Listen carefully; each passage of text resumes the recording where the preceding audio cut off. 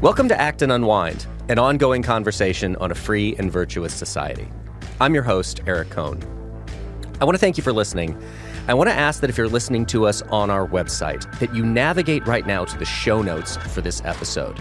That's where you're going to find a link to subscribe directly to Acton Unwind at Apple Podcasts, Google Podcasts, Spotify, or anywhere else where you listen to find podcasts. And if you like this program, please leave us a 5-star review at Apple Podcasts so as to help more people find our show. I'm joined today by Dan Huger, Acton's librarian and a research associate, and Dylan Pauman, executive editor of the Journal of Markets and Morality and a research fellow here at Acton. This week, we'll discuss what the Israel-Hamas war has revealed about the media and the miracle, weight loss drug Ozempic. But first, I want to go to Washington, D.C. Actually, I was in Washington, D.C. last week, and I lost count of the number of people who asked if I was going there to submit my application to be the Speaker of the House.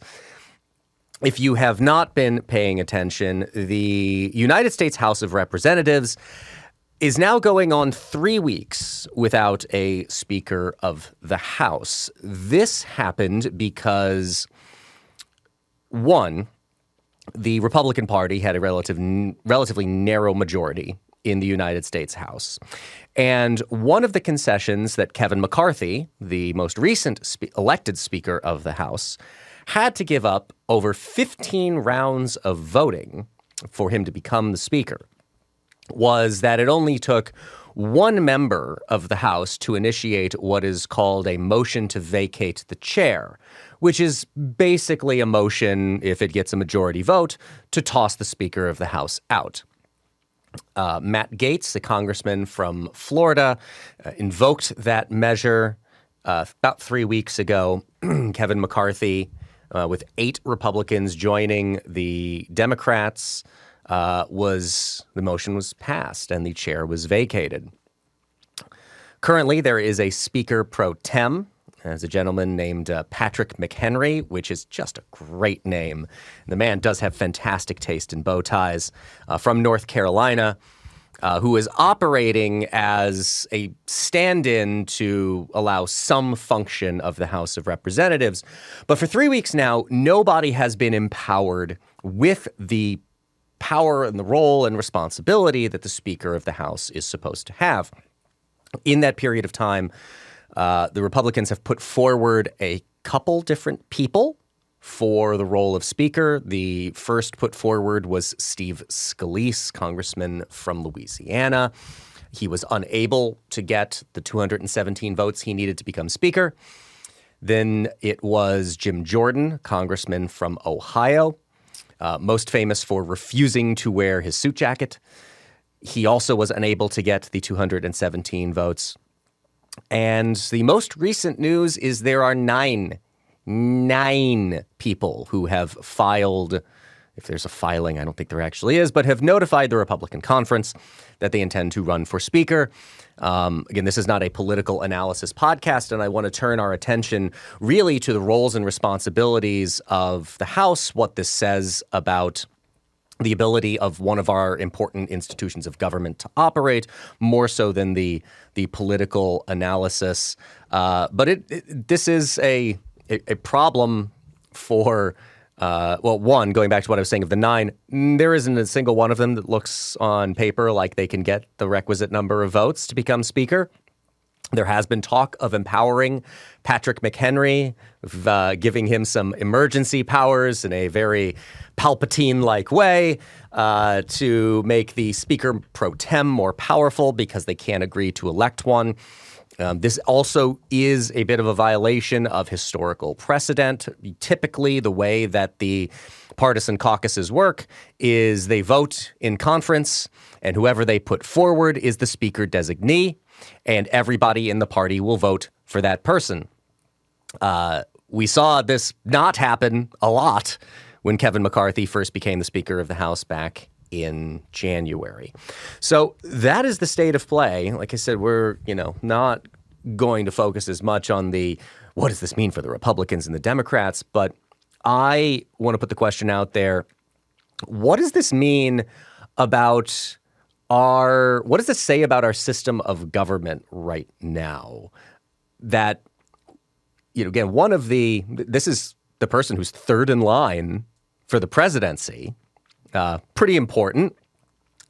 Really, no legislation moves in the House without a speaker. And all of this seemed to be just perfectly in line with our petty and often unimportant political battles.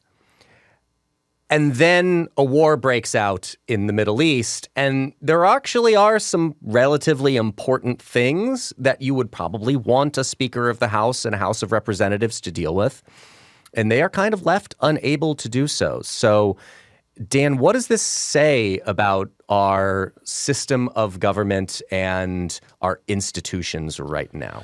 So our system of government is fine. We have a House of Representatives that has duly elected representatives. What we have is a non-functioning party. The political parties are not part of our system of government, although they have, of course, they've certainly used our system of government to ensconce themselves. Oh yeah, they've operated within it. And in fact, I think that there's a very good case to be made that a robust party system is something that can help the government focus, can help coalitions form, can help government function better and not worse. Dylan and I think this was last year, we were in the great state of Virginia, and there was a panel at a conference put on by the Philadelphia Society. And the panel was basically about this history. It was two historians. James Patterson was one of them. I believe David Azerrad from Hillsdale College was the other member of the panel. And they talked about the importance of parties to the American system of government, and in particular, the importance of strong parties. And they talked about of all of the problems we're currently experiencing in governance at that point, not as grievous as they are now, could be resolved or could be helped with stronger parties. And it was a wonderful presentation. I learned a lot about American history. And then an older gentleman got up to ask a question. And he first introduced himself with his credentials. And he had been involved in every aspect of Republican Party politics in the state of Virginia imaginable. Had been on boards, had headed committees, had headed organizations, had been on the fundraising end, had been on the candidates end. And then he proceeded to thank both of the gentlemen who gave the talk for a wonderfully historically illuminating talk, and told them all of the obstacles there are to going back to that time. And he talked about how that the Republican Party really doesn't exist. That we think of the Republican Party and the Democratic Party as these monolithic organizations, but they don't in fact exist. There are organizations of Republicans in the House of Representatives. There are organizations like the College Republicans. There are county and state level parties all the way on down. There's a Women's Republican League, I am sure. There are all of these different organizations. None of them are accountable to each other, which makes party discipline very, very hard. And when you have a very, very narrow majority, party discipline is very, very important. And what we have with what folks are calling in the press the Gates 8, and I love this moniker, is just like, this is what journalists were born to do. We're going to talk about problems with journalism later on in this podcast, but coinages like the Gates 8 is journalism at its best. If it turns into some massive scandal too, would it just then be Gatesgate? Because we take the Watergate thing, we just attach gate to the end of it. So Gatesgate would be the inevitable scandal that is going to come at some point in all of this. One could hope, but the reality of it is there is no Republican majority without the Gates 8.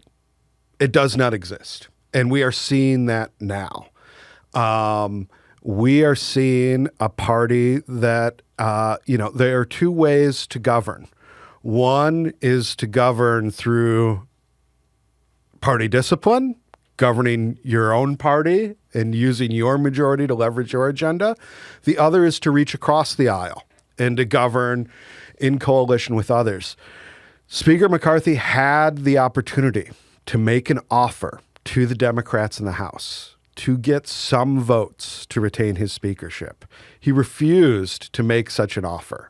And I think he was probably wise in refusing that offer, because the political reality is that a Republican speaker reliant on votes from the Democratic Party is poisonous to the Republican Party as currently configured.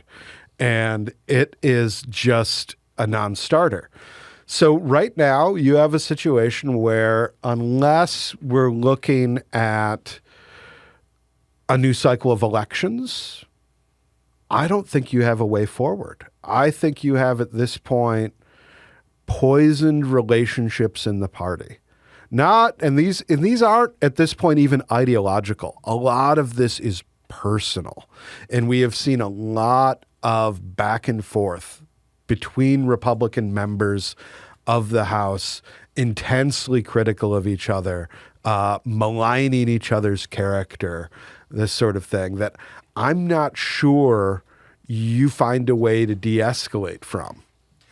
I want to make two quick points before going over to you, Dylan. But the first one is a political point, that there is an irony in what I think you said about McCarthy asking for Democrat votes is correct.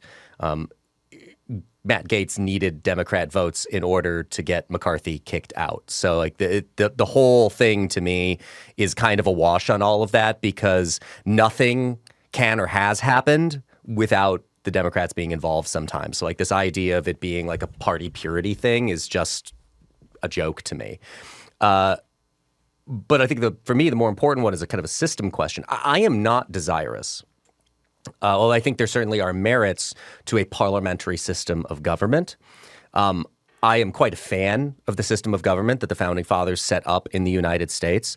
But I do think one of the things that is vexatious is we wrote into the governing document when the elections would happen. And I think we would benefit right now from the ability to call an election. When you get to the point, we've actually seen this in Israel over the course of the last number of years, the inability to form a stable coalition government in that country led to a bunch of successive elections. Now, I guess the pushback on my point there is it didn't really settle a whole lot of things in Israel, but at least you have the opportunity and the ability to not just have to wait until November of next year for this whole thing to be sorted out, which raises the question of, is there going to be no Speaker of the House, which is, of course, while elected by a majority of a single party in the House, not really a partisan-oriented political role. There's a lot involved in that job, but it is moving legislation, scheduling votes. It has become more partisan and political over time, as a lot of things have. But I think we would really benefit from the ability right now to say, we just can't quite figure this out. There's no solution that's presenting itself. So we call another election and let the American people settle it by saying we want to send a whole lot more of one party or the other to Washington, and then they can figure it out from there. Oh, this is great. So I think I disagree with both of you. Not entirely. I think you both make good points, but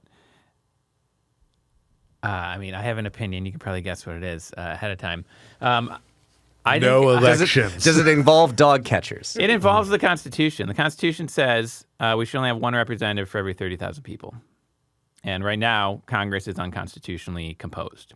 And one of the things you see is that makes not necessarily, makes the political parties stronger, and that is a problem. So I have the opposite opinion of Dan in the sense I get the idea of we want party discipline and all that, but you could be forming coalitions based on local issues, based on the needs of the country. And speaking of the needs of the country, Gaetz's vote was motivated by McCarthy passing a 48-day extension to keep the government running while they try to work out all sorts of issues regarding Ukraine funding, as far as foreign policy, but also a lot of domestic issues of programs. How do we keep them funded?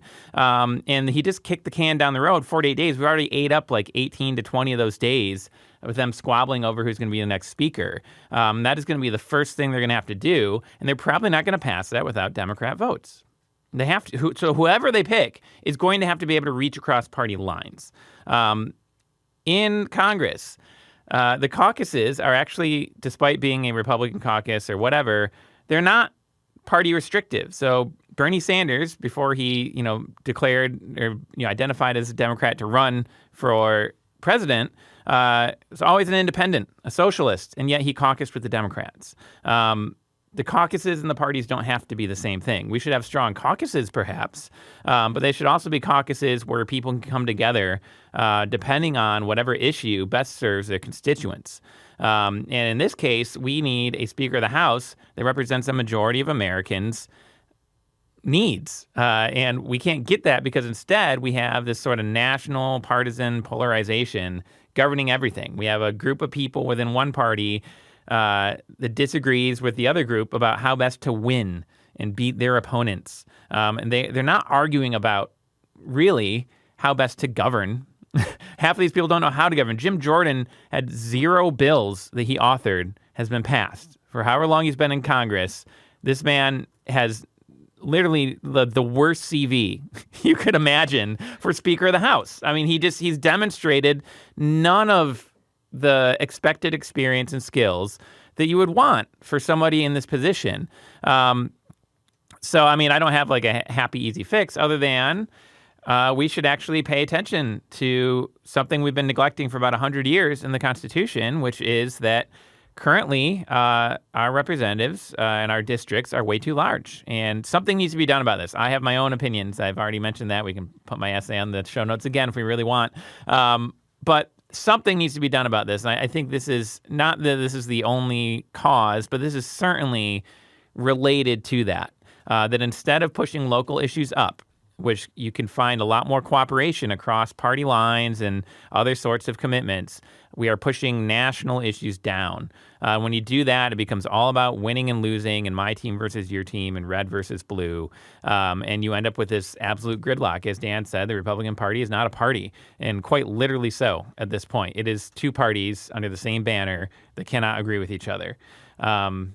And it's a mess. And it's a mess not just, it's something to laugh at, although it can be laughable at times, and something to observe, but it's something that really, really matters for Americans. Whatever you think of various government programs, they need to be properly funded before we debate whether or not we're going to continue them or cut them back or expand them or whatever the case may be. And so this is just like basic functioning of Congress that is obstructed by the situation that we're in. I agree with a lot of that. But there's one specific piece that I disagree with. So I agree with your prescription. The idea that we are locked in to 435 members of the House of Representatives, mostly because the fire marshal of the United States Capitol says you can't fit that any more people into the House chamber, just seems completely ridiculous to me, especially considering advances in technology and other ways that people could go about voting. I don't know what the exact right number of members of the House of Representatives is or should be, but, quite possibly at least double, if not more, the number of people who are currently in the House. I think there would be a whole lot of benefits to that. The idea that somebody representing hundreds of thousands of people is in any way going to meaningfully be a representative of that group of people, it just seems very thin and unlikely to me. The larger number of people that you represent, the less likely you are going to be able to actually meet and know any of the people that you're supposed to be representing their interests in the House of Representatives. So I agree with the prescription part of it. What I disagree with is I think the political parties have gotten more important in many ways, but I vehemently disagree that they've gotten stronger. They have gotten much, much, much, much weaker. And I think you can point to a number of things for this, but probably the biggest culprit of it is the McCain-Feingold campaign finance reform legislation. Go back and watch Mitch McConnell's speech on the floor of the United States Senate. He was prescient and absolutely correct in pointing out that what this was going to accomplish was not getting money out of politics. It was going to get money out of the parties. And money was the biggest tool for party discipline that the political parties had. You cut off from the money people who are backbenchers and rabble-rousers when they start making trouble. The problem now, and we'll get into media in a little bit, and we'll talk about the Israel and Hamas war and what that's telling us about the media. But there are people who have been able to quantify their hit on Fox News or their hit on MSNBC is worth X number of small dollar donations. And while I am in favor of people being involved in their government in the ways that are prescribed within the Constitution, the small dollar donor thing is a problem because it is more of a form of, expressing dopamine hits than it is, I think, an interest in the long-term interests of the party. And you want the political parties, to the extent they are going to exist, to be concerned about their long-term interests, not their short-term interests. And I don't think we are seeing a whole lot of that now. So I think the parties have gotten much, much, much, much weaker. And that weakness, I think, has bred a lot of the hyper-partisanship that we see because that ability to moderate a caucus like that allows whatever partisanship does exist to move up and down between the actual chamber of government and the people themselves. Again, there are a whole lot of other complicating things here. Gerrymandering absolutely has something to do with it. Another reason I'm for expanding the size of the House is because you would, I think, take care of a lot of the problems created by gerrymandering. But I think this is indicative of the problem of the weakness of political parties right now, not a problem of their strength. Although they have certainly gotten more important, but important and weak is not a good combination. There's two sets of logic. One set of logic, there's a different logic to winning elections, which to win an election, you need half of the votes plus one. And that's all that matters. To govern is something very different. You need more than that. You need a broader consensus than that. If you look, Adam Smith, people always remember the man of system, but there is also, in contrast to the man of system, there's offered the man of public spirit. And one of the characteristics of what Smith talks about in the man of public spirit is that the man of public spirit seeks to represent all of his constituents, all of those he's trying to represent, including the folks that did not vote for him. And that is part of the difference with governance. So one way, you could see a couple of ways forward through this deadlock. Some is some sort of constitutional reform. One would be a legislative sort of repeal McCain-Feingold. Another could be legislative in terms of, deal with gerrymandering at a local level. The other is for parties to realize that part of what governing in the 21st century is going to require is broad majorities, so you can exercise party discipline in other ways. If the Republican caucus was not a razor-thin majority, but rather a robust majority, as we have seen throughout American history in different times and different places, this is not, is a difficult job, certainly, but not impossible. But if you put together a broad enough majority, you can simply expel members that prove an obstacle to governance and unity. You can't do that in this case. In this case, these folks are part of your, albeit only on paper existing majority, they're part of it. So, I was thinking when we were preparing for this about Paul Henry, who used to represent our district here in Grand Rapids. And one of the interesting things about Henry's got an interesting history because he was a professor at Calvin College. After Watergate, Republican Party is decimated throughout the nation. Decimated in Kent County. This was a Republican Party stronghold at the time. You had a Democrat take what was former Congressman Jerry Ford's seat in the wake of Watergate at the time. And Paul Henry was basically, the Kent County Republican came to him hat in hand and said, we need a fresh face. We need somebody to do something different here. He proceeded to retake that seat and increase his electoral majority every year. This meant that his last election, shortly before he tragically passed away from brain cancer, it was a 60-plus majority vote in the district. Building these sorts of coalitions is possible. It's going to look very different, but that's another potential alternative that is a way that with our existing sort of structural legal challenges with gerrymandering, with these sorts of things, if you had a party dedicated to that proposition of producing large majorities and improving the quality of governance, that's an initiative that can be seized by either of the parties at this point. Do either of you think that this says anything? Here at Acton, we're concerned about the promotion of a free and virtuous society. Civic virtue is one of those forms of virtue. Do you think this is in any way representative of a decline in civic virtue? Well, I mean, I don't see a lot of civic virtue when I look at Congress. I think the incentives are not in place to reward it. Now, to be fair, I was just reading Federalist 51 this morning, and our government is actually designed not to need a ton of virtue. Rather, ambition should be made to check ambition, although that comment was about between branches of the government, not necessarily within. But do you think it is one of the bigger problems the founders did not envision the idea that Congress would at some point no longer be a jealous guardian of its own power and prerogative? Yeah, I mean, and that there's a lot of steps that got us here. The other is as you mentioned, the funding. So when someone knows the cameras are always on, so this is another thing. As I said, it's not just one cause.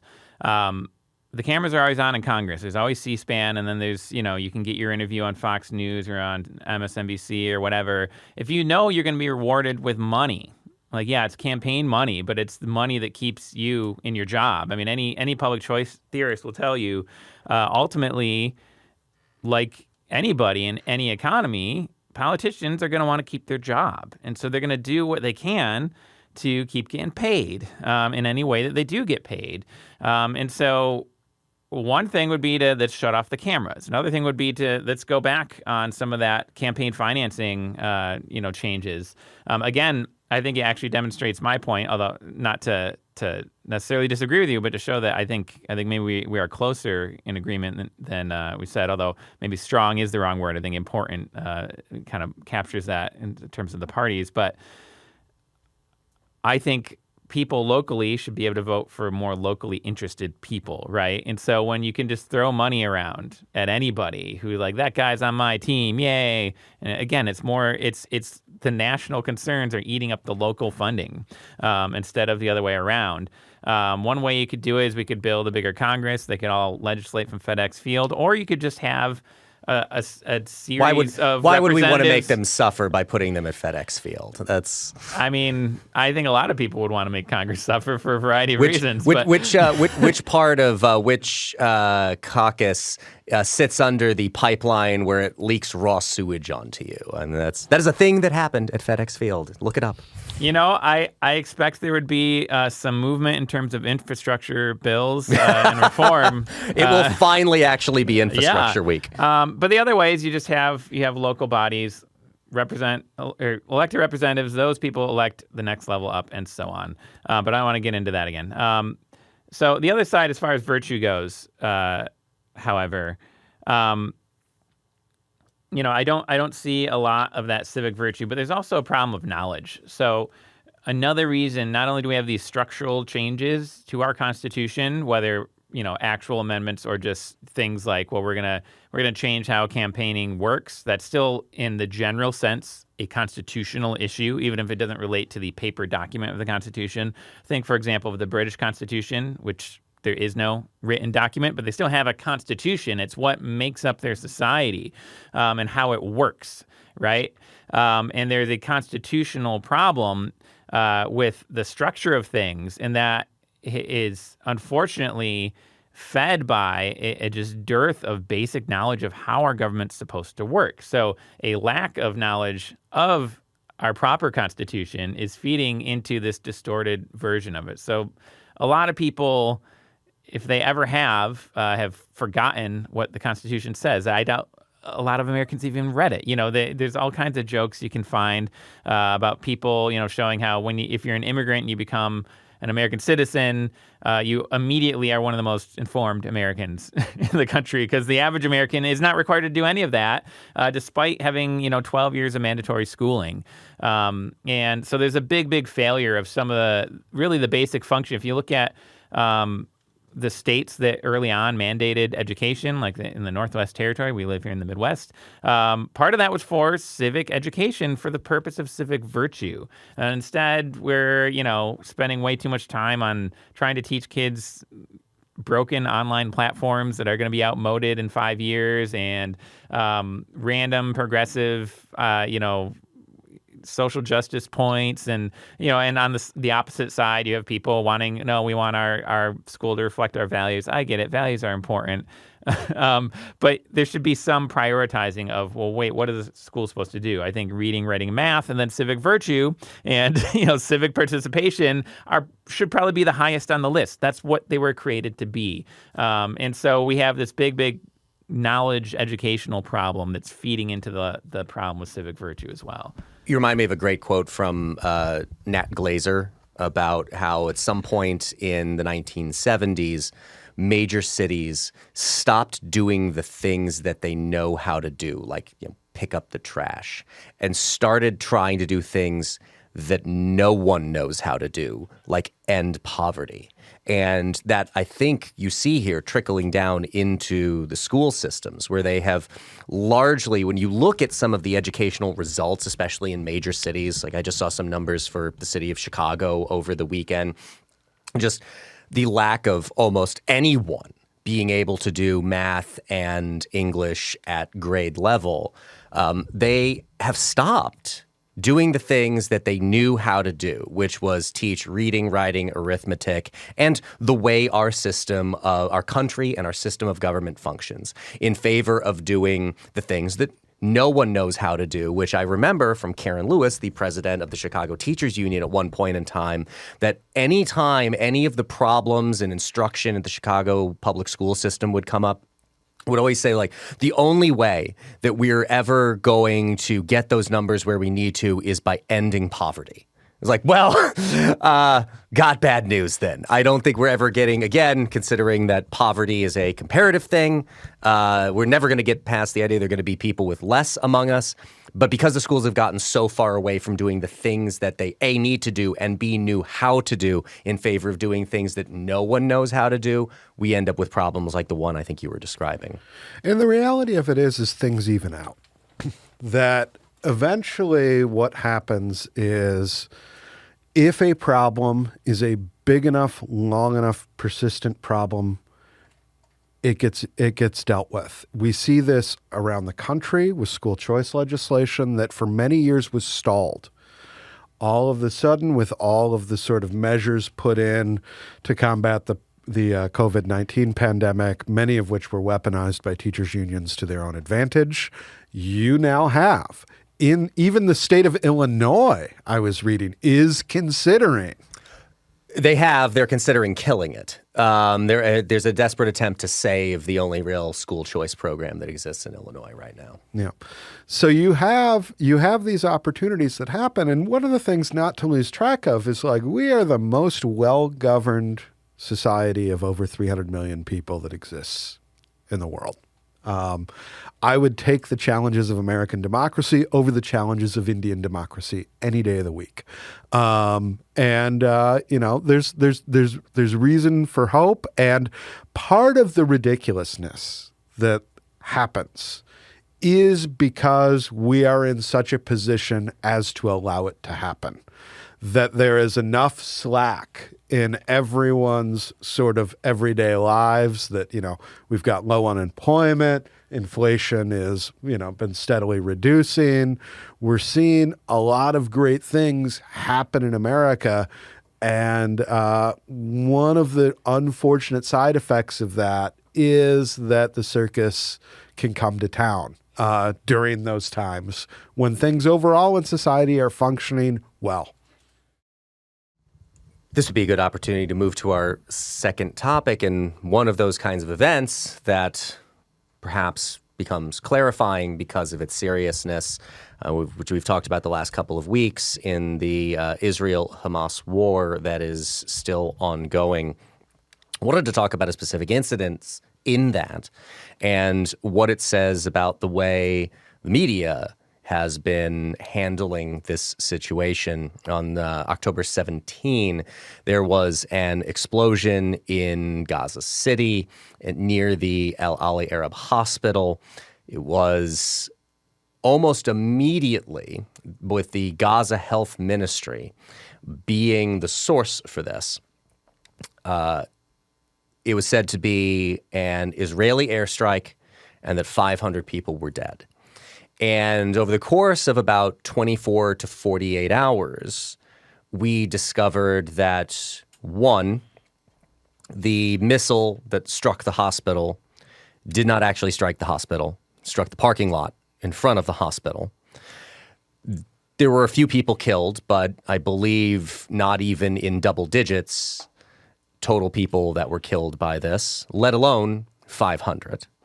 And we have what looks to be solid evidence at this point that it was a missile fired by Palestinian Islamic Jihad, which is another terrorist organization based in Gaza. They are widely reputed to be kind of the JV squad, to borrow a phrase from a former president, at least compared to entities like Hamas or Hezbollah. The quality of their weaponry is a little bit lacking.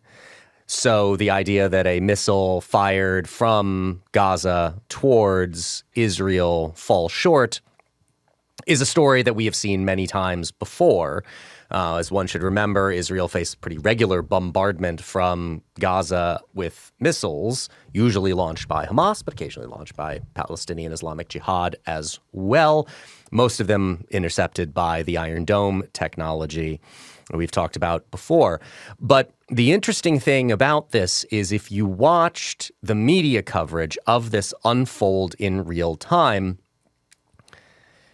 boy, a lot of people ended up with egg on their face because you had a lot of major media outlets reporting immediately the story from the Gaza Health Ministry that it was an Israeli airstrike on the hospital, 500 people believed dead.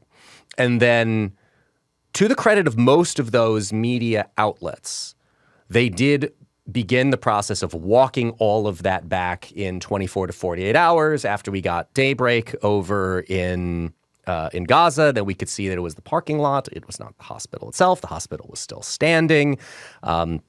It really did ruin the interior of a van that was in the parking lot. There were people who were dead, and that is awful, and that is tragic. But it was not the story that was initially reported. And you had a lot of people, though, clinging to that initial report and seemingly still clinging to it now. I'm thinking in particular of Rashida Tlaib, who's a congresswoman from the Detroit area, who, to the best of my knowledge at this point, has not taken back her repetition of that story, that it was an Israeli airstrike. So Dylan, you were the one who had brought this up. What do you think is the significance of what we saw here and what it says about the way events unfold in the world and they are covered by the people whose job is to document them? Yeah, so we mentioned some good examples of traditional journalism, as in the Gates 8. I would add the Insidious 6 to that. But it's a Spider-Man reference for those who don't know. It's Sinister 6. Well, now look at me, egg on my face as well. All right. The problem here is we have traditional media struggling for quite some time to adapt to digital media, and even more so, probably since the founding of Twitter, and the widespread use of camera phones, struggling to deal with citizen-provided media, and especially in cases, crises like this. That is where people go. And I mean, I'm one of them. When something breaks out, I click on the trend on Twitter and I see what people are posting. Now, I am aware that a good amount of that will be fake. In when the Ukraine war broke out, there was this whole thing about the ghost of Kiev, which was supposed to be this amazing, Red Baron-esque fighter pilot who was shooting down Russian jets. It was a video game. That's what it was. And like the Ukrainian, one of their media ministries was retweeting this, right? So similarly, we see U.S. representatives like Representative Tlaib repeating this, retweeting it, and not verifying it. Whose job is it to do independent verification? It is the traditional media. This is their competitive advantage, and it is their public service. And they largely failed in this very, very important instance. First of all, there's the severity of, was a hospital blown up? Were 500 lives lost? I mean, these are details that absolutely just on their own deserve that independent, verification. But this ruined President Biden's objective of traveling to the Mideast at the time to meet with the King of Jordan and the Prime Minister of Israel and the leader of the PLO, which governs the Palestinians in the West Bank, to try to negotiate a de-escalation of the violence and some kind of resolution.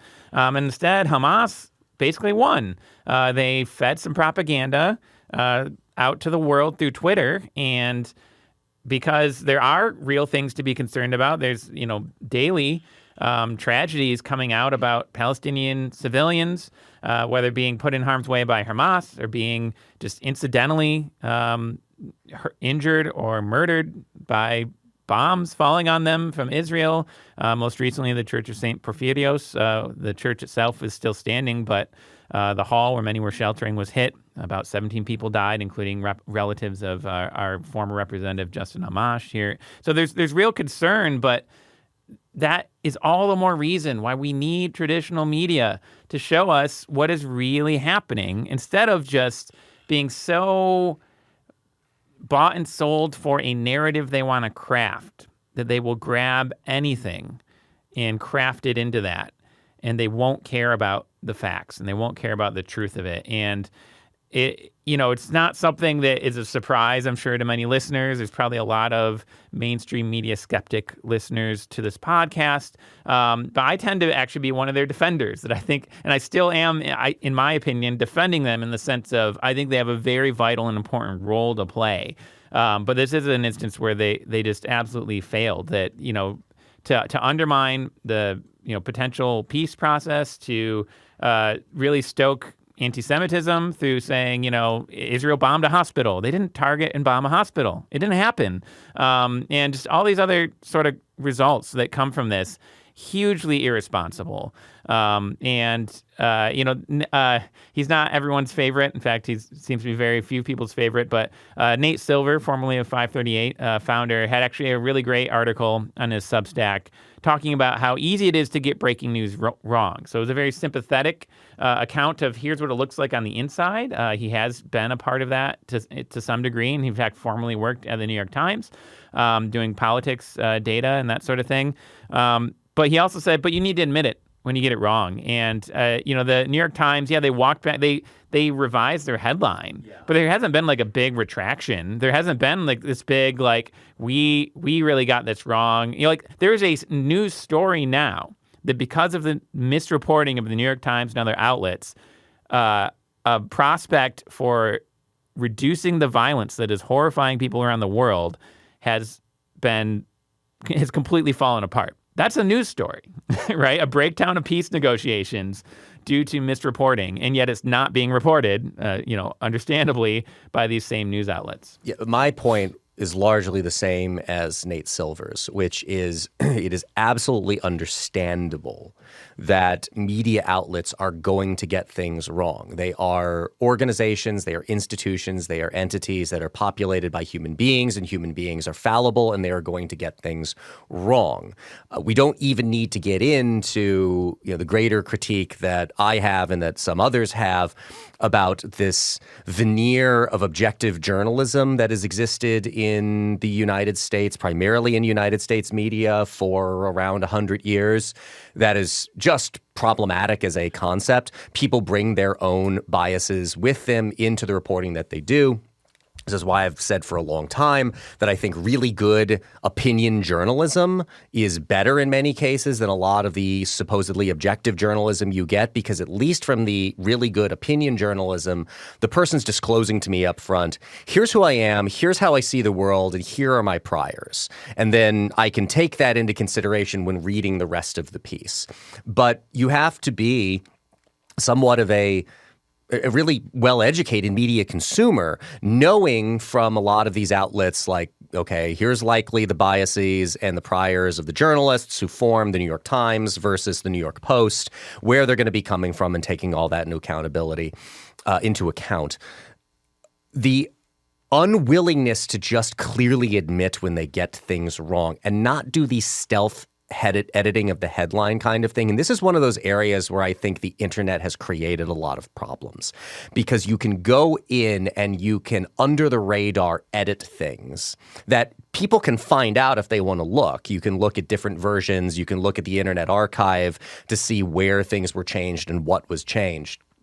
But not having to print some kind of a corrections or retractions piece in a newspaper has really turned out to not be good for those institutions, because they just think, we can just go in and we can edit the headline and everything is going to be fine. No, you're going to break a lot of public trust when you do that kind of thing, which leads me to the only one other point that I want to make here, and this is where I really do have some sense of opprobrium for places like the New York Times.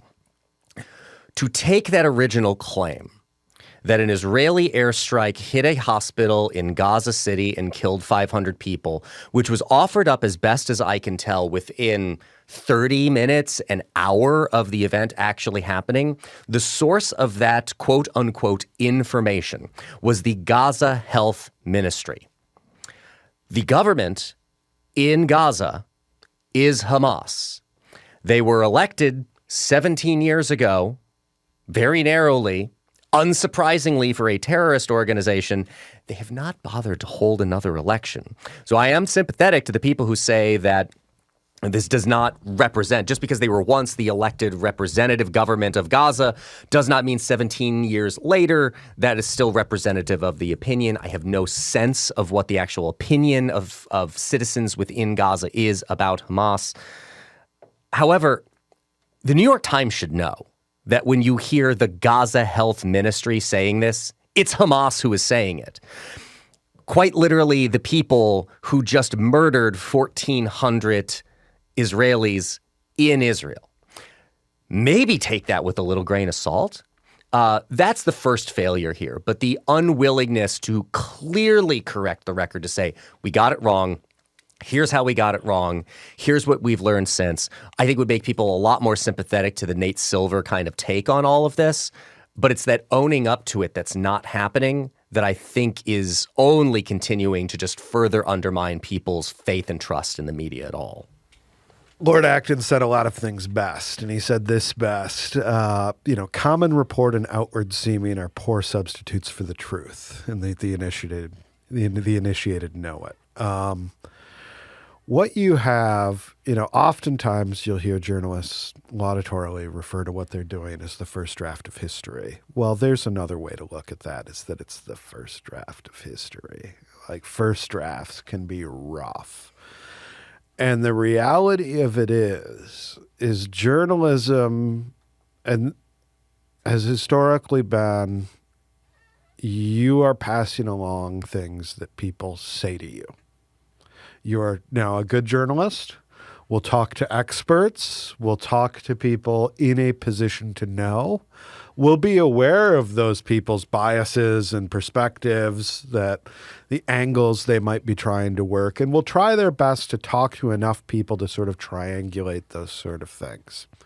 Now, that's a difficult job, and I'm very sympathetic to the problems of that job. We ask of journalists a lot. We ask them to be experts in everything, because in order to evaluate these claims and triangulate the expertise of experts, you kind of have to be an expert yourself.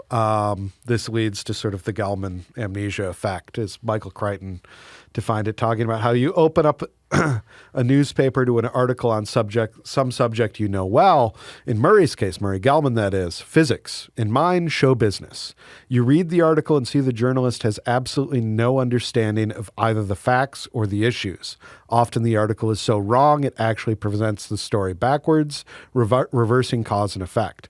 I call these the wet streets cause rain stories. Papers full of them. In any case, you read with exasperation or amusement the multiple errors in the story, and then you turn the page to national or international affairs, and you read the rest of the newspaper as somehow more accurate about Palestine than the baloney you just read.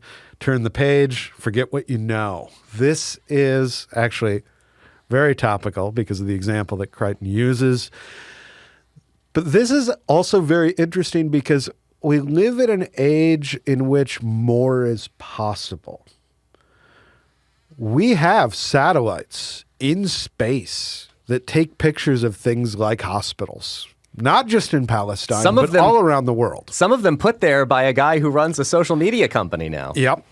And journalists have more tools than ever to make better, sounder judgments than ever. And it's really, really sad that in an age in which you could see if a hospital has been leveled with a click of the mouse, that you don't.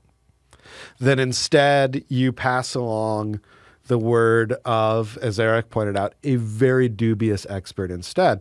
Now, there are all sorts of people who have all sorts of legitimate criticisms of mainstream media. But if you think that you found the website that is going to tell you the straight scoop, you are wrong. And I'm reminded in this because this was part of the reason this got so bad, was because this was amplified on social media, because you had government officials, not only Representative Tlaib, which we've talked about, but also we've had the Turkish prime minister, we've had heads of state in various Arab states make statements about this. That have been counterproductive. It was just a month ago that the head of X, Elon Musk, tweeted out, "Just get my news from X, much more immediate, has actual world-class subject matter experts."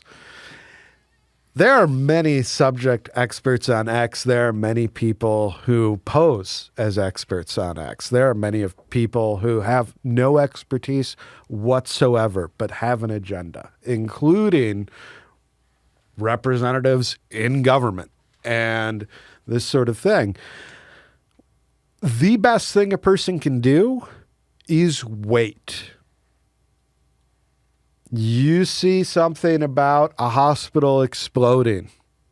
You don't have to tweet about it. It's not your job.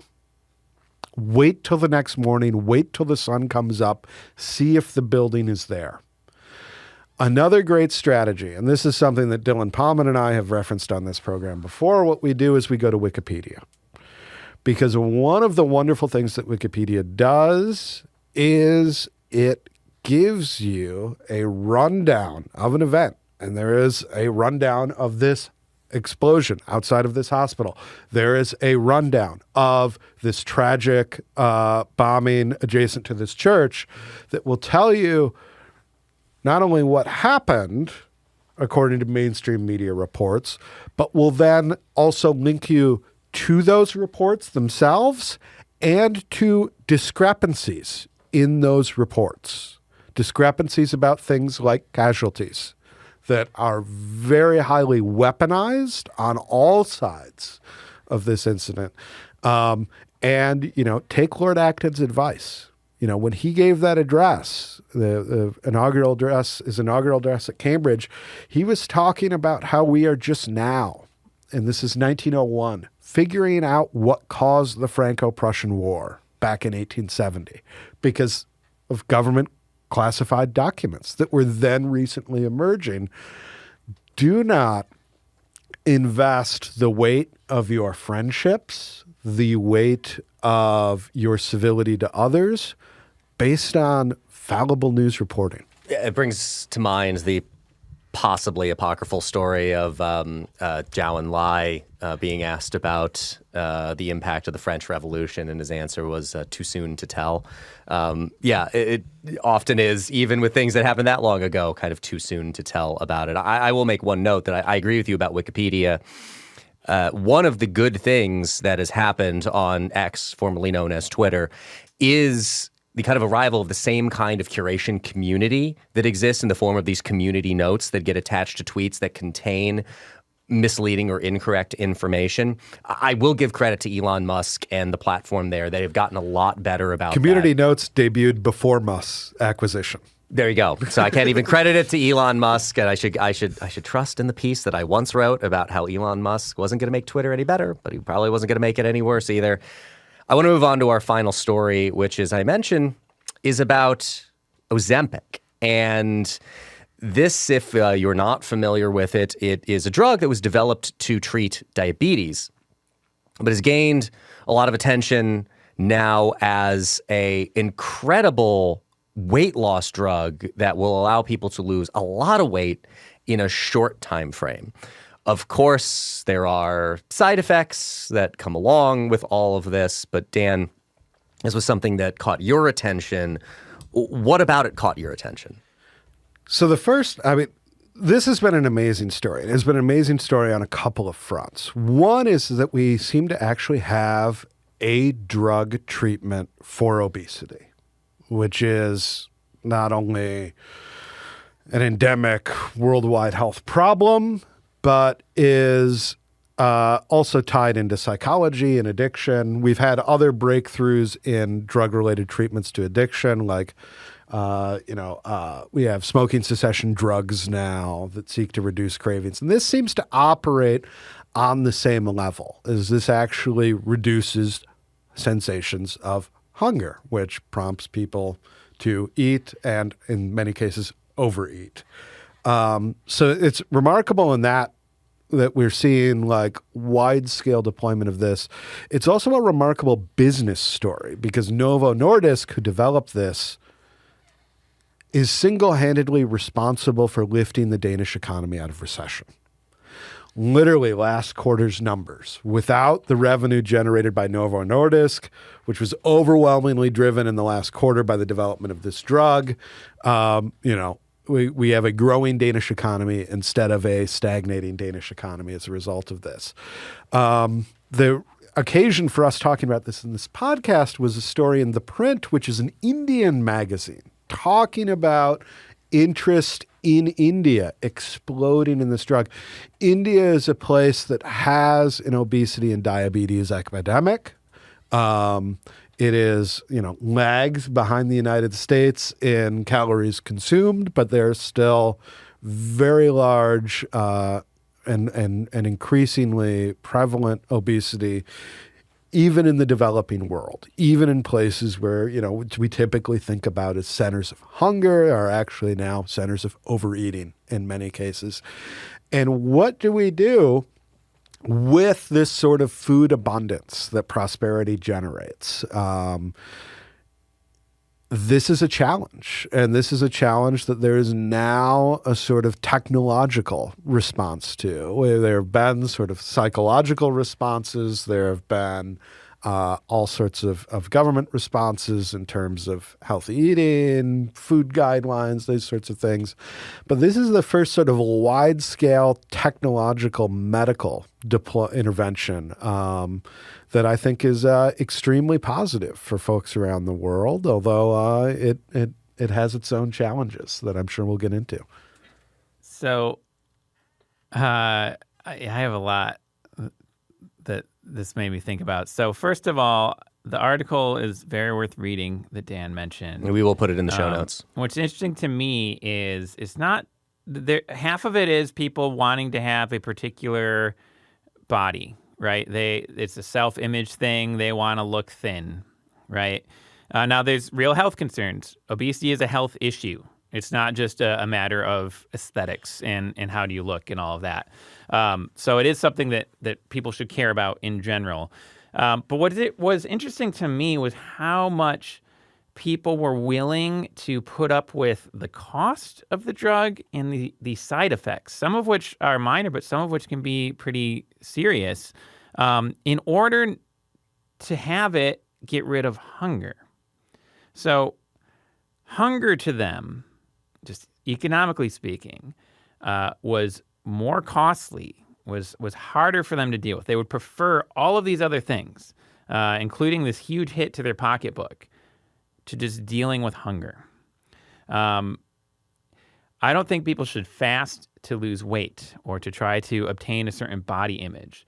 But one of the important primary objectives of fasting is to teach you to control hunger and not be governed by it. And I would argue that the people who are running to Ozempic because they cannot deal with their hunger are still enslaved by it. It's the sort of thing like you could invent a pill to give worms to ex-girlfriends, or you could just get over your ex-girlfriend, right?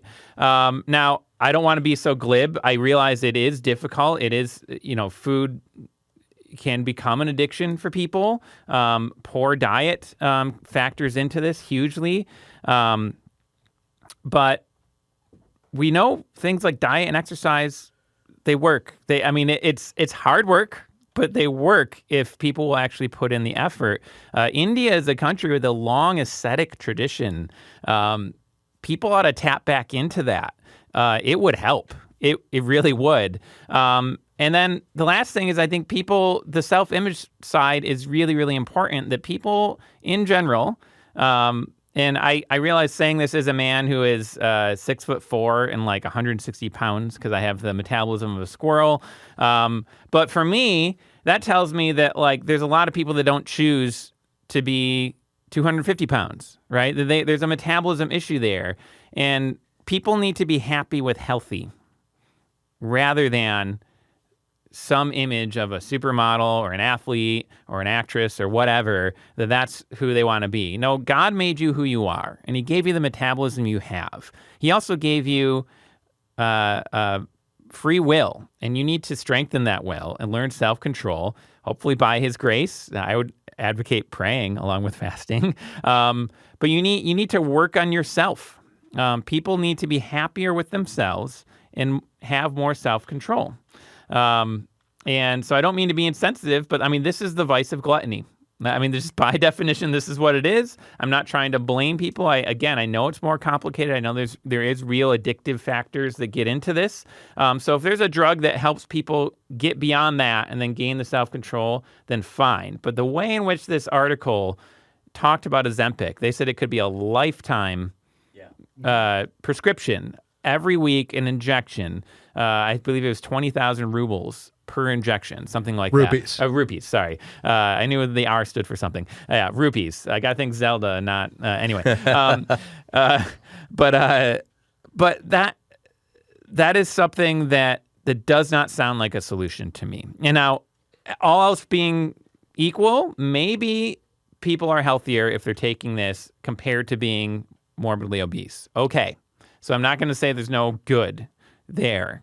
But I don't think people should be happy or satisfied with this. I think we should want a lot more for people, and I think people should be able to see themselves getting beyond this. They should have a better picture of what can be their life, and it really can be their life. It does take work, but find someone who can help you. Find a coach, a spiritual guide, find a community of people who are taking steps to live a healthier lifestyle, both spiritually and physically, and it will make a difference. I am skeptical of what seems to be the weight loss version of like a get-rich-quick scheme that like with this one simple trick you can fix all of these problems. And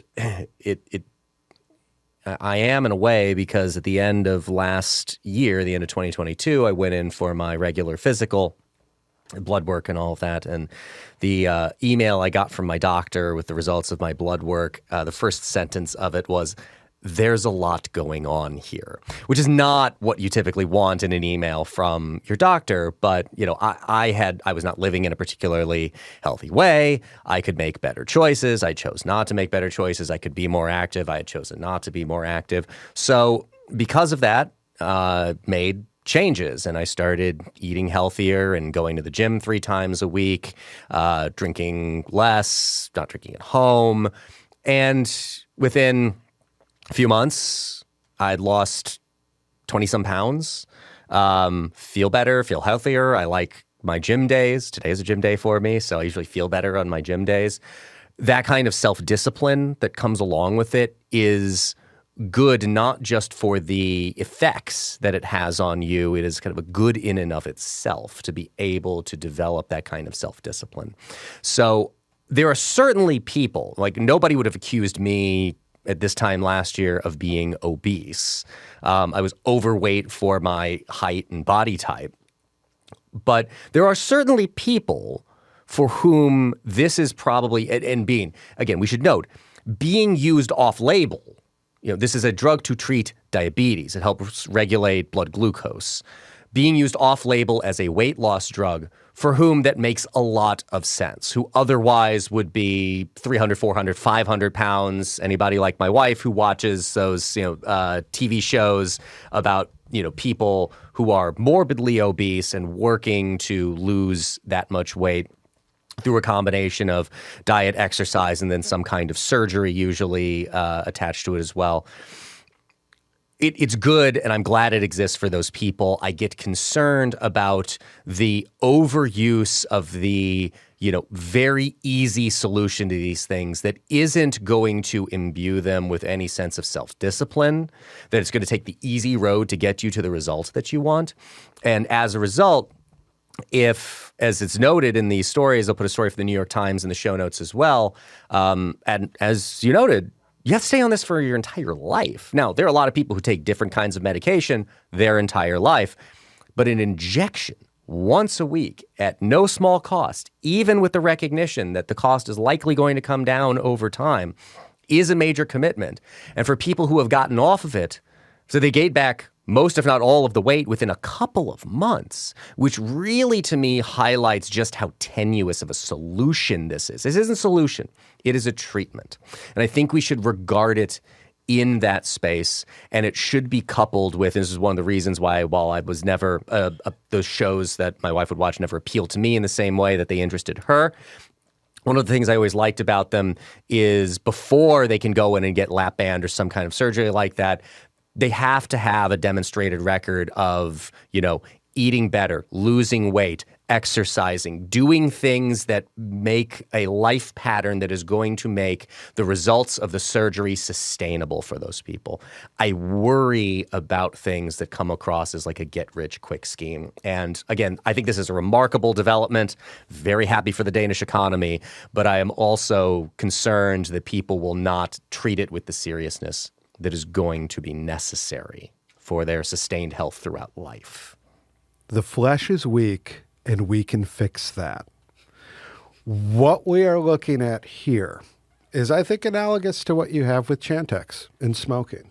This is something that, I am someone that quit smoking after smoking for many, many years. What's very interesting is I did it first with Chantix, and then I relapsed because you stop taking Chantix, and then, you start smoking again, whatever. Quit again, quit for good without Chantix. What this is another tool in the toolbox. Just like you have to take this drug every day for the rest of your life, you are going to have to watch what you eat and exercise for the rest of your life. And what this is, I think, is an excellent alternative to something like an invasive surgery. And this is an excellent thing to show people that a different life is possible. Now, that life is going to take work. There's no way around that. The way we fix the weakness of the flesh is never strictly biochemically, but there is also a psychological, a spiritual, and indeed a root physical.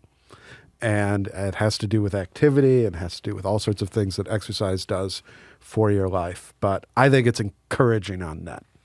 Sure. Yeah. I just think people who take Chantix, the whole point is to not smoke or have to take Chantix again, right? If the whole point of Ozempic is I will take Ozempic the rest of my life, I think we can build a better mousetrap at the very least. Let's call it a wrap there. Thank you for listening to Act and Unwind. If you're listening to this podcast on our website, please look in the show notes where you will find a link to subscribe directly to Act and Unwind, or you can just search Act and Unwind on your favorite podcast app. Also, please rate and review us on Apple Podcasts, 5-star reviews only, so that more people can find this show. Thanks to Dan. Thanks to Dylan. For the Acton Institute, I'm Eric Cohn. We'll see you next week.